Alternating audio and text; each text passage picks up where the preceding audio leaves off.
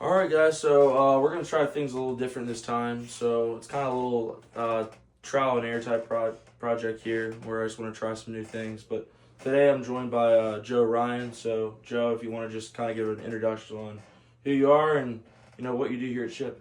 Sure thing. So I am Joe Ryan. I come from Dillsburg, PA. It's about 45 minutes from Shippensburg. I went to Northern York High School. I am a business management major. Just hoping to open up a vaulting club business with that type of deal. And also, I do have a huge drive for working out and stuff like that. So I currently am a personal trainer at a business called Powertrain. We have several locations out here. We have one also in Chambersburg nearby, which I go there sometimes. Yeah. I also have the school record for the indoor school record at Northern York High School in the pole vault. So you mentioned that you went to Northern York, and you have the record. So that kind of segues me into one of my questions, which is, what athletics did you participate in high school, and then ultimately here you are today participating in athletics. But what did you do in high school? In high school, I just did pole vault. Not just pole vault. I started doing track. I did high jump and long jump. I was a pretty good long jumper. High jump, not so much. Didn't have a lot of the spring. But with long jump, I had a lot of good speed that I could get off that. And it actually reflects in my vaults. They always say I run like a long jumper when I start my runs. And I started doing track in middle school is when I started. Before that, I was full-time football. My dad is he is a defensive lineman coach up here at Ship now. But he's been a football coach for the longest time. He used to coach me back when in elementary school, and I was in middle school. In high school, I kind of put that down because that's when I started track, and all that stuff is when I was like, this is something I actually really enjoyed. Right, so I know a lot of people could feel pressured by their parents of let's say your dad was a former NFL player. There's a really good chance that he's going to be, pushing on you to, follow in his footsteps and ultimately be better than him. So did you feel that pressure from your dad with him being a football coach for so long? Oh, 100%. I definitely did. When middle school came out and they couldn't sign me up themselves just to for peewees, midgets, ponies, the elementary school things. Once middle school came out and they couldn't have you sign up. It was just your choice. I decided I wasn't going to do that. And then I heard track. And back then, that was when my mom used to do high jump and all that stuff. She was a 400 runner. She actually has a state medal in the 400, third place. State medal. College or high school? High school state medal. My sister also started doing track around that time when I was way younger. So I saw that and I'm like, I'll give it a try. I tried doing sprints. Wasn't that good at it.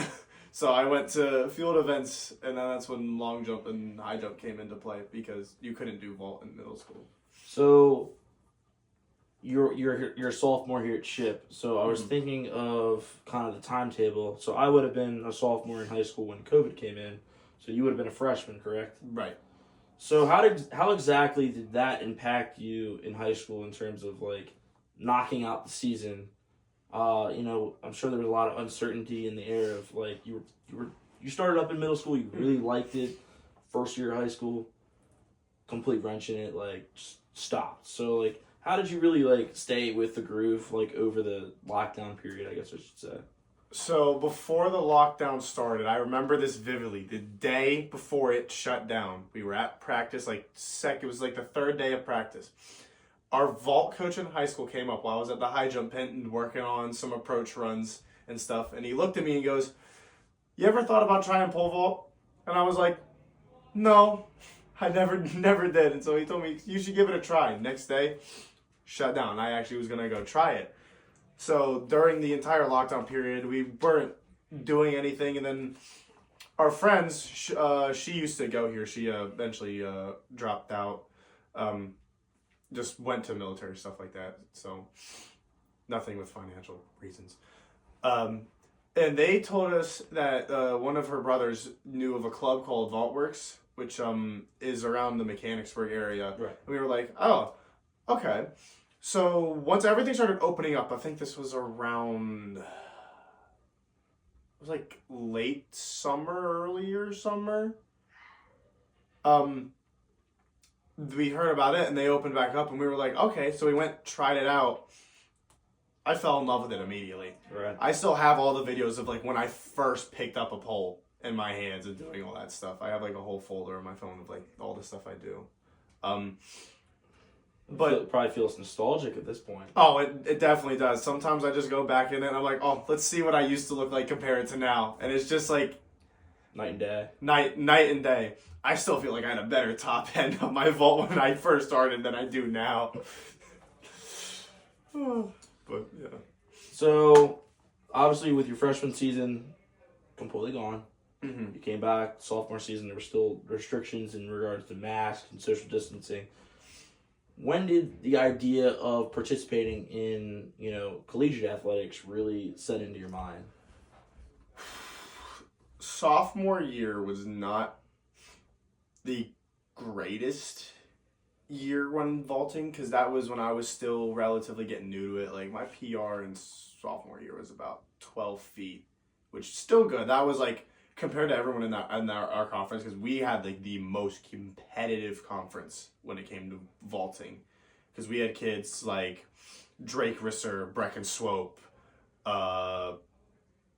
Mason Bucks was in the picture at that time. He wasn't as good, but he was getting up there. Justin Rogers, who holds the state record, he was in that conference for those 2 years.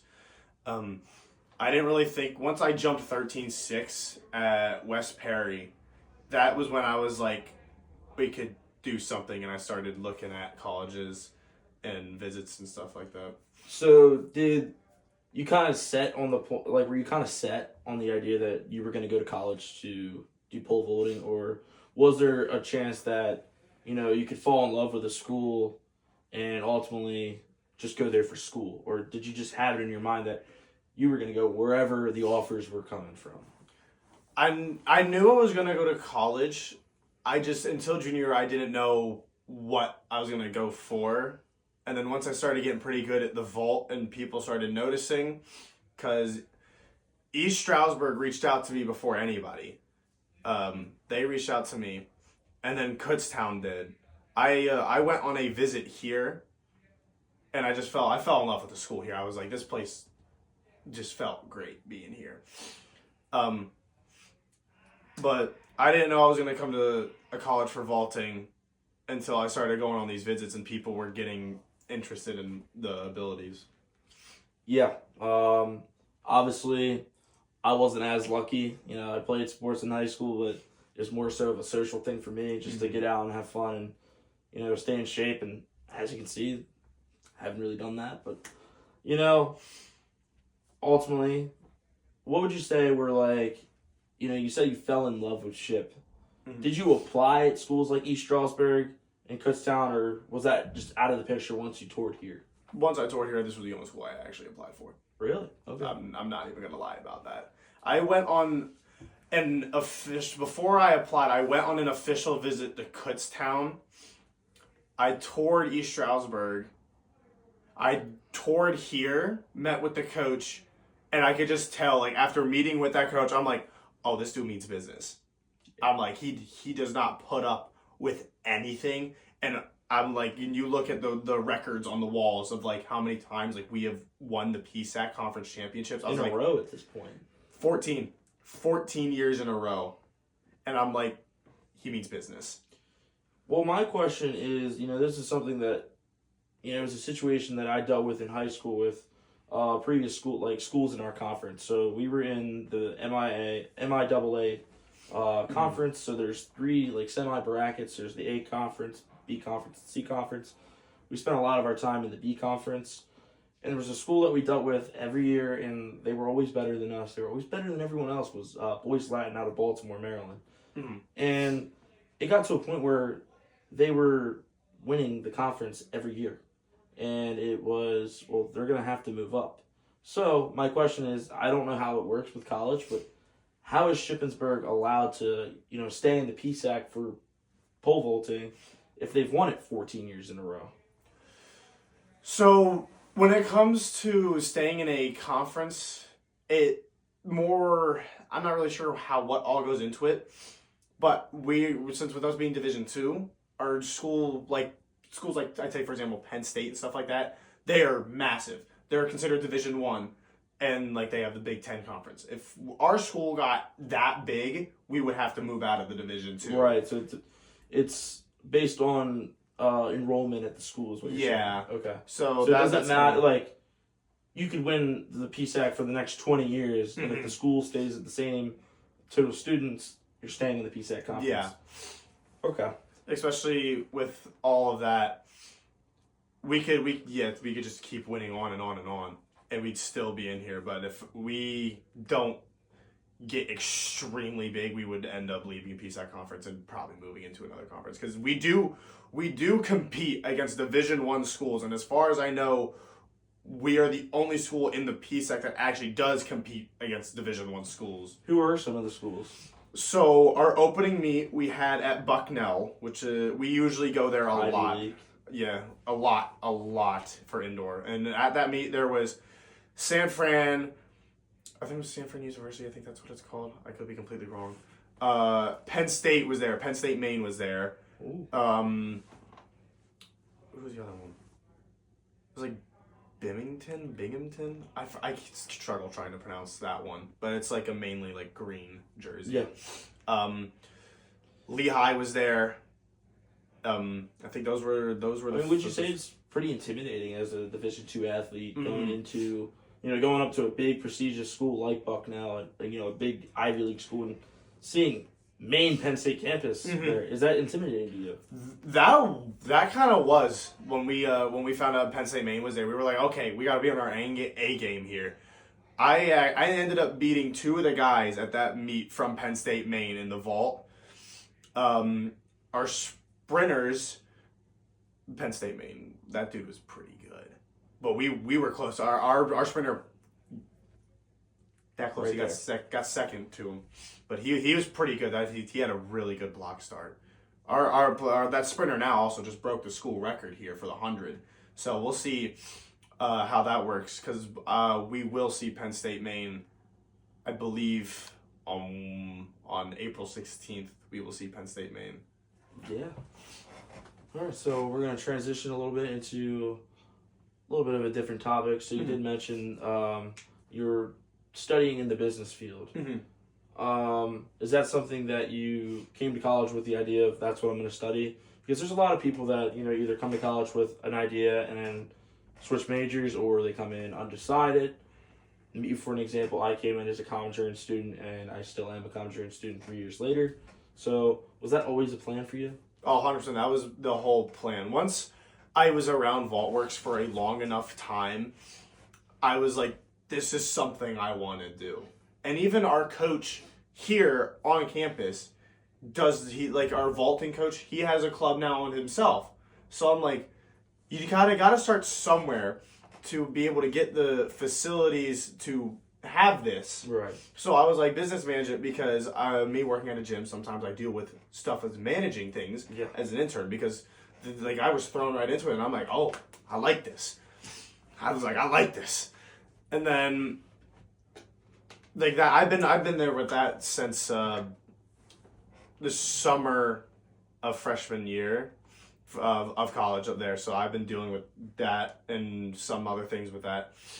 And I was like, this is just something I want to do. So you have to start somewhere, right, to be able to purchase the facilities or anything you need. Even if it starts in your backyard, you could still like that's what our vault coach here at the ship does.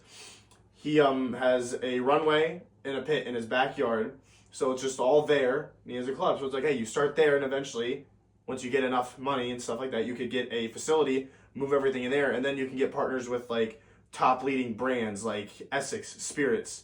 I think they still make rocket poles. Dynasty poles are a new brand too. Once you can get partnered with those, you can start getting more and more things, and then more kids will come in, because it's like, hey, you got all these poles, and then you could lend them out to people for like when their season's up, because some high schools aren't fortunate enough to have everything that you need for this, because that was something our high school struggled with, is we didn't have all the poles that I needed come junior and senior year. So the Vaultworks Club lended me a couple of poles, and I would just swap them in and out as I needed to. And that it was just great because I was jumping higher and higher every time just because of that. Yeah. So, kind of going on, like, we're now sitting at, what, April 3rd, April 2nd, roughly? April 2nd's today. What classes are you taking this semester? What would you say is, like, your favorite class, and then what would you say is, like, your least favorite, and maybe, like, what's the hardest? My favorite class right now is accounting, which is also the hardest. That's a little surprising. I know, it kind of is. Like, it was between accounting and marketing. Marketing is interesting because it's like the fact of you need to understand how to market like advertisements to different families and different ages.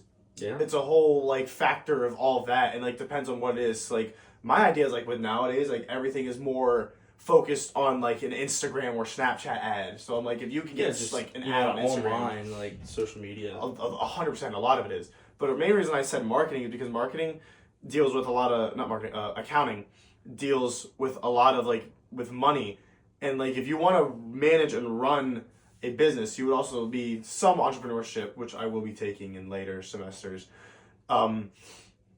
You need like some form of like dealing with how to manage money, accounts and stuff like that, because you're going to be writing checks, bills for like heat, air conditioning, checks for owning this land or from the landlord, right? Like a bunch of stuff like that. So you have to understand how to manage it, send it in, and then make sure like there's no errors on like a company side or a bank side. And there's a whole bunch of factors that play into it, but I feel like those two are probably the most important of my semester right now. And then besides those two, I'm just taking like general educations like history. We're actually learning about Greek in history right now, actually. Yeah. That's something I want to talk about after. We have history. I'm taking history. We are, and then I'm taking psychology. Psychology is kind of interesting because there's a lot of stuff that we talk about where I'm like, would have never have thought that. Yeah, and you take a lot that you learn. Like I'm the type of person that no matter what class I'm taking, I usually like to be actively involved in every class, whether it's raising my hand or staying after or emailing my professor just to ask, because I'm a very curious person. So, I take a lot of things I learn and I apply it to my everyday life, and it's made me an overall better person. But, I'm excited for the rest of your semester, rest of my semester, but there's something that I'm very excited to talk about, and we kind of hinted at it a little bit, is Greek, Greek life. And, you and I have known each other for a couple semesters now. I think we got connected last semester, maybe the semester before, I'm not sure. But, last semester. What ultimately made you decide to go Greek, I guess is the catchphrase, with it, you being a second semester sophomore. I joined, most people join their second semester their freshman year. You were a little bit later. So what exactly, walk us through like the process on how that happened, and ultimately, why are you here, as a new member at Kappa Sigma? So when it came, I never really thought about doing Greek my first semester at all, because I had an incident that happened that kind of put me out of sports for a few months, about 6 or 7. I worked my way back into it. And then last semester, which would be first year of sophomore year, is when I was like, okay, let's just get through a semester, no issues. And we got through it. And then I was talking to one of the other members in Greek life, and he was talking to me about all this stuff, and I was like, sounds interesting. So then I was talking with my parents about it a little bit, and I was like, hey, what do we think about this? And so we did some research, and we were like, this would be very beneficial for like life goals and long-term goals. And I'm like, why don't I think of this sooner? So we had that conversation, and there's a ton of people who we knew, like, in Greek life, like owner of the Cowboys, Jerry Jones, all of them, those guys. And we were like, and you look at where they are, And if you look at like me being a business major, like what I plan to do as a business standpoint, it just kind of makes sense. Like it would be very beneficial for me to do this of the connections, because of connections, long-term runs, and it's just you could have people where it's like you understand them, like you hang out with them a little bit or even a lot. Like you could be like you could trust them for like some other stuff aspects of like a business field you're into, or if they need to look for something and they are looking for a job, you could like reach out and be like, hey, I need someone for this spot. You're pretty good at this. You want to do it? Yeah. So I definitely remember you first coming around last semester, and definitely one of my favorite people that I met. You know, had a very interesting story. Always had a smile on your face, and that's something that I never want you to lose. But you know, ultimately, you talk to your parents, and you ultimately chose Kappa Sigma as the place that you wanted to go through a new member process. So, kind of what I'll ask is, why Kappa Sigma at the end of the day? Because there's plenty of other organizations on campus that you could have joined, but why us? So, my current roommate right now, his name is Tommy. He had a roommate last year who rushed PSK or Phi Sigma Kappa. Phi Sigma Kappa. And I talked with him for a little bit, and like he was talking about all this stuff, and I was just kind of like, I don't really know anybody in there. Doesn't really sound like something I wanted to do. And then one of the other dudes who I worked with, he rushed Pi Lam, and me and him were talking, and I'm like, he's a pretty cool dude. So like we were talking about that. I was never over at Pi Lam much, but he was talking to me about some of that stuff, and I'm like, it sounded interesting. And then Luke came along, who was a dude who I was talking to last semester about the whole thing. And then I came around here, and I started hanging out with a bunch of guys, and I'm like, yo, these guys are pretty cool. And then a lot of them, I'm like, looking, like they were talking about some aspects of like the work they do and stuff like that. I'm like, and that's when me and my mom looked up the research of Kappa Sig, and I was like, this would be It's the real deal. Yeah, I'm like, this is the real deal. So I was like, in the long term run, I'm like, I'm gonna pick this one. Yeah, and I think we're all very, very happy that you ended up choosing us, and I hope that you're having a good experience so far. But I mean, yeah, we talked about the connections. The connections are no joke. I mean, Jerry Jones, Lamar Hunt, those are two notable people. Our last year's Man of the Year was actually one of the hosts for NBC's Good Morning America, which is actually pretty interesting. But it's whether you're getting the connections, now within your chapter, or alumni, or getting connected with alumni all across the United States.